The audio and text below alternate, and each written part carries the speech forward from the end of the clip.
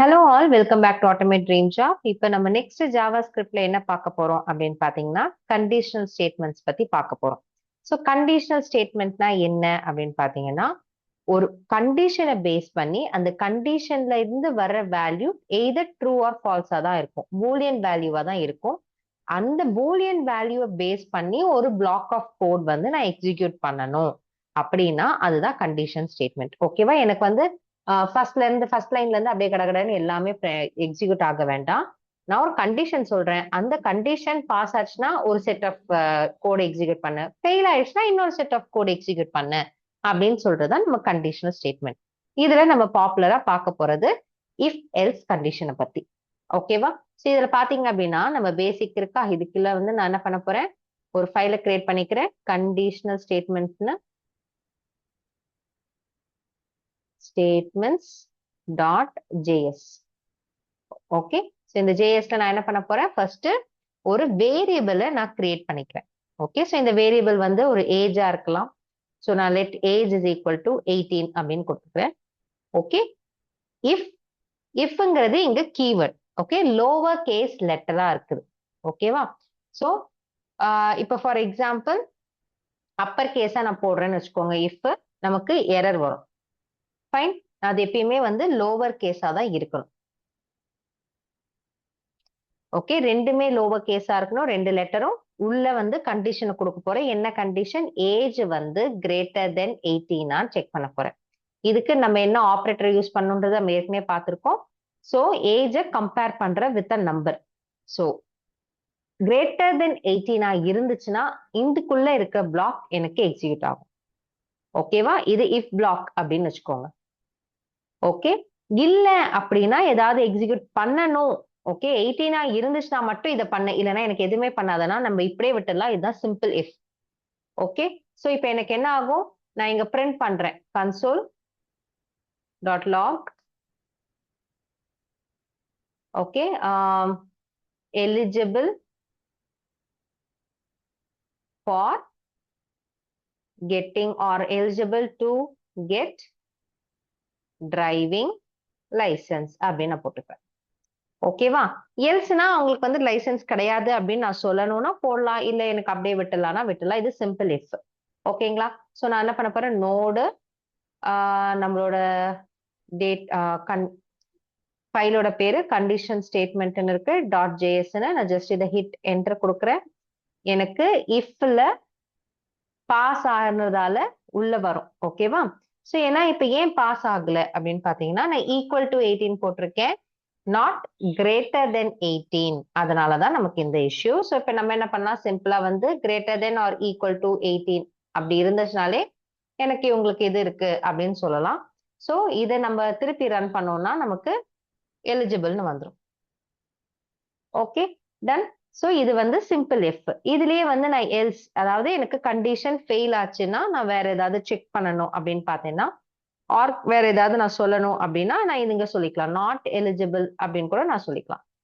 Not eligible. Okay, so for example நான் இதை 17 கொடுத்து எக்ஸிக்யூட் பண்ணேன் அப்படின்னா எனக்கு நாட் எலிஜிபிள் வரும். ஏன்னா 17 is not greater than or equal to 18. Greater தென்னாவும் இருக்க முடியாது, ஈக்குவல் டுவும் இல்லை. அதனால எனக்கு நாட் எலிஜிபிள் அப்படின்னு வந்துருச்சு. இதுதான் வந்து நம்மளோட கண்டிஷன் ஸ்டேட்மெண்ட். ஓகேங்களா? ஸோ இதை வந்து நம்ம டெர்னரி ஆப்ரேட்டரா கூட வந்து பார்த்திருந்தோம். ஓகேவா? ஸோ டெர்னரி ஆப்ரேட்டர்ல இது அப்படியே நான் டெர்னரி ஆப்ரேட்டரா போடணும் அப்படின்னா லெட் சக்சஸ் அப்படின்னு சும்மா போட்டுட்டு பிராக்கெட்குள்ள ஏஜ் வந்து கிரேட்டர் தென் ஈக்குவல் டு 18 பாருங்க. கண்டிஷன் செக்குக்கு நம்ம கொஸ்டின் மார்க் போட்டோம். நெக்ஸ்ட் டபுள் கோட்ஸ்குள்ள eligible colon not eligible. Okay, 18க்கு மேல இருந்துச்சுன்னா ஃபர்ஸ்ட் பார்ட் எக்ஸிக்யூட் ஆகும், இல்ல அப்படின்னா செகண்ட் பார்ட். இஃப் பிளாக் இது, எல்ஸ் பிளாக் இது அப்படின்ற மாதிரி நமக்கு இது. ஓகேங்களா? சோ இதை நான் வந்து என்ன பண்றேன், console.log இதுல சக்சஸ் பிரிண்ட் பண்றேன். ஓகே, சக்சஸ் நான் பிரிண்ட் பண்ண அப்படின்னா எனக்கு நாட் எலிஜிபிள் அப்படின்னு கரெக்டா வந்துருச்சு. ஃபைன். இந்த டெர்னரி ஆப்ரேட்டர் வந்து ஷார்ட் ஹேண்ட் ஆஃப் இஃப் எல்ஸ்ன்னு சொல்லுவாங்க. ஓகேங்களா? ஸோ ஃபர்ஸ்ட் கண்டிஷன், அதுக்கப்புறம் அது ரெக்வயர்டா இருந்துச்சுன்னா எக்ஸ்பிரஷன் 1, இல்லைன்னா எக்ஸ்பிரஷன் 2. இதுதான் எக்ஸ்பிரஷன் 2. காலனுக்கு அப்புறம் இருக்கிறது எக்ஸ்பிரஷன் 2, காலனுக்கு முன்னாடி இருக்கிறது எக்ஸ்பிரஷன் 1. இதை தவிர நமக்கு ஸ்விட்ச் அப்படின்ற ஒரு கண்டிஷனல் ஸ்டேட்மெண்ட் இருக்கு. இந்த ஸ்விட்ச் என்ன பண்ண போகுதுன்னா, எப்பெல்லாம் உங்களுக்கு மல்டிபிள் ஆப்ஷன்ஸ் இருக்கோ அப்ப நீங்க ஸ்விட்சுக்கு போவீங்க. ஓகேவா? சோ ஃபார் எக்ஸாம்பிள் நீங்க வந்து இப்ப பாத்தீங்கன்னா நமக்கு 2 ஆப்ஷன் தான் இங்க. ஒன்னு கிரேட்டர் தென் 18 இல்ல லெஸ் தென் 18. அதுதான் நம்மளோட கண்டிஷன். இதுவே வந்து நமக்கு மல்டிபிள் கண்டிஷன்ஸ் இருக்கு. சோ ஃபார் எக்ஸாம்பிள் நம்ம ட்ரெயின் டிக்கெட்லாம் புக் பண்ணும்போது இன்ஃபேண்ட்டுக்கு ஒரு ரேட்டு, சைல்டுக்கு ஒரு ரேட்டு, அடல்ட்டுக்கு ஒரு ரேட்டு, சீனியர் சிட்டிசனுக்கு ஒரு ரேட் அந்த மாதிரி இருக்கு. ஸோ இதே மாதிரி நீங்க வந்து பாத்தீங்கன்னா மண்டேனா இந்த ட்ரெயின் போகும், டியூஸ்டேனா இந்த ட்ரெயின் போகும், தேர்ஸ்டேனா இந்த ட்ரெயின் போகும்னு ஒரு டே இதுக்கு வந்து வீக்குக்கு இந்த மாதிரி வச்சிருப்பாங்க. எல்லா ட்ரெயினும் எல்லா நாளும் போகாது. ஸோ அந்த மாதிரி ஆப்ஷன்ஸ் இருக்கு அப்படின்னும் பொழுது நிறைய ஆப்ஷன்ஸ் இருக்கும்போது நம்ம நிறைய இஃப் வந்து போடாம நமக்கு இந்த ஆப்ஷன்ல இருந்து நான் ஒண்ணுதான் சூஸ் பண்ண போறேன்.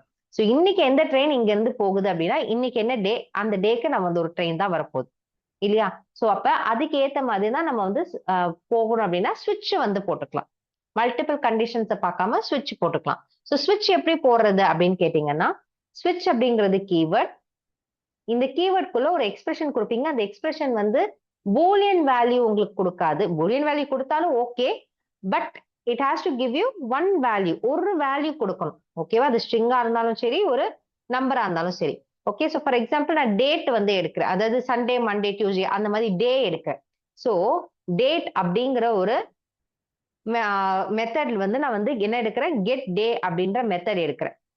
ஓகே, இந்த கெட் டே எனக்கு என்ன கொடுக்க போகுது அப்படின்னு பாத்தீங்கன்னா 0, 1, 2, 3 அப்படின்னு ஆரம்பிக்கும். 0 வந்து எங்க இருந்து ஆரம்பிக்கும்னா வீக்கோட ஸ்டார்டிங் சண்டே. அதாவது சண்டேக்கு 0, மண்டேக்கு 1, டியூஸ்டேக்கு 2, வெனஸ்டேக்கு 3 அப்படி கொடுக்க போகுது. ஓகே, சோ அது எனக்கு தெரியும். ஏன்னா கெட் டே அதுதான் ரிட்டர்ன் பண்ண போகுது அப்படிங்கிறது.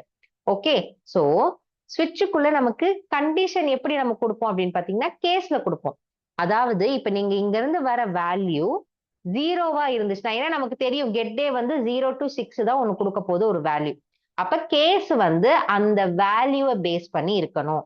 சோ இங்க இருந்து வர எக்ஸ்பிரஷன்ல இருந்து வர வேல்யூ 0வா இருந்துச்சுன்னா என்ன பண்ணணும்? ஓகே, நான் என்ன பண்றேன், just day is equal to Sunday அப்படின்னு கொடுத்துக்கிறேன். அவ்வளவுதான்.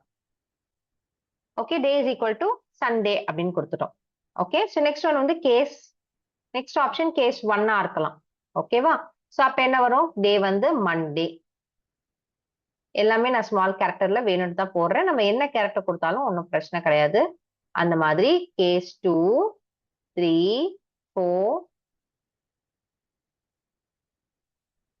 5, 6, 7 எல்லாத்துக்குமே போட்டுக்கிறோம். ஓகே, இது 2, 3, 4, 5, 6, 7 டே வந்து Tuesday, Wednesday, Thursday, Friday, Saturday. Okay, நம்ம 6 தானே, 0 to 6 இல்லையா? அதனால 6 வரையும் தான் வந்திருக்கு. நம்ம இதை டேட் பண்ணிடலாம். சோ ஒவ்வொரு கேஸுக்கும் உள்ள இருக்க வேண்டிய இன்னொரு முக்கியமான விஷயம் என்ன அப்படின்னு பாத்தீங்கன்னா பிரேக் ஸ்டேட்மெண்ட். சோ இந்த பிரேக் ஸ்டேட்மெண்ட் எதுக்கு அப்படின்னா, இப்ப நமக்கு இங்க இருந்து ஒரு வேல்யூ தான் வரும் நம்ம சொல்லிட்டோம். மல்டிபிள் வேல்யூ நமக்கு வராது. இந்த எக்ஸ்பிரஷன்ல இருந்து நமக்கு ஒரு வேல்யூ தான் வரும். அந்த வேல்யூ ஏதாவது ஒரு கேஸ் கூட மேட்ச் ஆச்சு அப்படின்னா அந்த பர்டிகுலர் கேஸ் மட்டும்தான் எக்ஸிக்யூட் ஆகணும். மீதி எதுவும் எனக்கு எக்ஸிக்யூட் ஆகக்கூடாது. ஓகே, சோ அப்ப மீதி ஏதாவது எக்ஸிக்யூட் ஆகக்கூடாதுங்கிறது நமக்கு தெரியும். அதனால நம்ம என்ன பண்றோம், தேவையில்லாம அது நெக்ஸ்ட் போகாம இப்ப 0 தான் வருது அப்படின்னா இங்கேயே எனக்கு வேலையை முடிச்சுட்டு வெளியில வந்துடும் ஸ்விட்ச். அடுத்தடுத்த கேஸ் எல்லாம் போய் செக் பண்ணாது. அதுக்காக தான் இந்த பிரேக். ஓகே, சோ இந்த பிரேக் போடுறது நமக்கு கண்டிப்பா இது வந்து நெக்ஸ்ட்டுக்கு போகாம இருக்கிறது. ஓகேவா? வித்தவுட் பிரேக் என்ன ஆகும், நமக்கு நெக்ஸ்ட் கேஸ் பிளாக் போய் நமக்கு வந்து செக் பண்ணும். எப்படி இருந்தாலும் வேல்யூ வந்து மேட்ச் ஆகாதுதான். வேல்யூ மேட்ச் ஆனாதான் கேஸ் எக்ஸிக்யூட் ஆகும். ஆனா நம்ம ஏன் இது எக்ஸிக்யூட் பண்ணதுக்கு அப்புறம் நான் ஏன் நெக்ஸ்ட் போய் மேட்ச் பண்ணும், நமக்கு ஒரு வேல்யூ தான் மேட்ச் பண்ண முடியும்னு சொல்லிட்டோம்.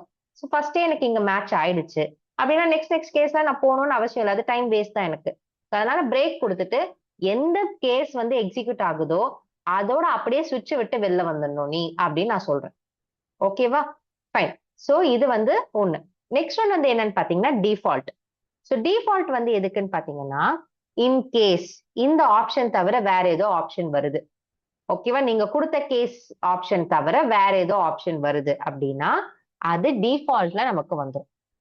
ஓகேவா, ஸோ டிஃபால்ட்ல வந்துட்டு நமக்கு நமக்கு என்ன வேணுமோ அதை பிரிண்ட் பண்ணிக்கலாம் டிஃபால்ட்ல. ஓகேவா, ஸோ டெக்ஸ்ட் நம்ம என்ன பண்ண போறோம், day is equal to it is not valid day அப்படின்னு சும்மா கொடுத்துக்கிறேன். ஓகே, ஸோ இதுதான் வந்து நம்ம டே வந்து ஸ்விட்ச்ல வந்து கொடுப்போம். ஃபைன், ஸோ இப்போ வந்து நம்ம என்ன பண்ண போறோம், இதை எக்ஸிக்யூட் பண்ண போறோம். ஓகே, ஸோ எக்ஸிக்யூட் பண்றதுக்கு முன்னாடி ஸ்விட்சுக்கு வெளியில நம்ம என்ன பண்ண போறோம், ஆர் லைக் நம்ம ஸ்விட்சுக்குள்ளேயே நம்ம என்ன பண்ணலாம், console.log எழுதிடலாம். console.log டேங்கிறத நம்ம பிரிண்ட் பண்ணிடலாம் இங்கே.